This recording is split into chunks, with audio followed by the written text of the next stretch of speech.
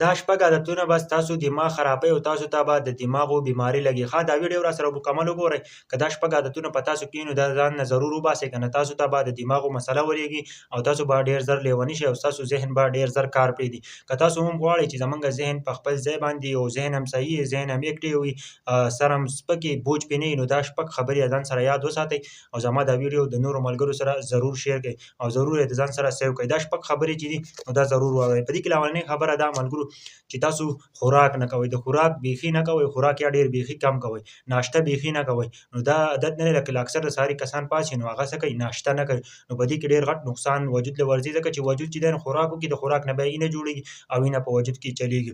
نو چېرته هم ناشته مه پرېږدئ، خوراک مه پرېږدئ، خوراک هره ورځ کوئ. او نمبر دویم ملګرو د شپې ناوخته ویده کېدل. موبایل د شپې بالکل مه ګورئ. چې کله تاسو ماسخوتن لمونځ وکړئ نو د هغه نه سیده سملئ. ملګرو په دې په ذهن باندې ډېر زیات غلط اثر پرېوځي او ملګرو ذهن ورسره ډېر زیات کمیږي. که تاسو هم غواړئ چې زمونږ ذهن صحیح وي او زمونږ ذهن ټول عمر دپاره برابر وي او فرش وي، نو تاسو ماسخوتن چې سملئ نو موبایل مه ګورئ. او نمبر دریم دی ملګرو ډېر زیات خواږه خوړل. لکه تاسو اوس خوراک کوئ یا ډېر زیات خوږ څیز خورئ نو هغه نه پرهیز وکئ. د خوږ څیز چې دی د وجود له نه دی ښه ملګرو، بیا خلکو ته شوګر لګي د خوږ څیز نه. او ملګرو څلورم نمبر دی نن سبا دا هر سړی کوي که نه، دا څیز د دې څیز نه پرهیز پکار دی.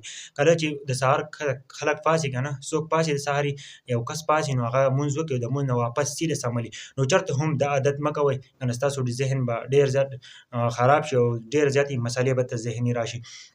دا چې کله پاڅئ د سهاري لمونځ کوئ د هغه نه پس تلاوت کوئ. او نمبر پنځم دی ملګرو د خوراک په وخت کې موبایل یا ټي وي کتل. دا اکثر خلک موبایل ګوري یا خبرونه راړي په یو لاس کې موبایل ورسره په بل لاس کې څه کوي یا روټۍ خوري یا چیز کوي. نو دا عادت مه کوئ، که نه ستاسو ذهن به ډېر زر خراب شي. او شپږم نمبر دی چې که تاسو چېرته اوده کېږئ، تاسو چېرته سملئ نو چېرته تاسو ټوپۍ مه په سروئ، پکول مه په سروئ، داسې اوده کېږئ. ملګرو دا شپږ عادتونه دي، که چېرته دا تاسو په خپله زندګۍ کې راولئ او د دې نه پرهیز وکئ که نه، نو تاسو به ډېر زیات څه کوئ، زندګي به هم ښه شي، ذهن به هم ډېر زیات سکون به درته میلاویږي. دا شپږ خبرې که خوښې شوې نو زما دا پیج ورسره فالو کړئ، چینل سبسکرایب کړئ، ویډیو ضرور شیر کړئ. په ټیک ټاک باندې نو ضرور یې سیو کړئ ویډیو.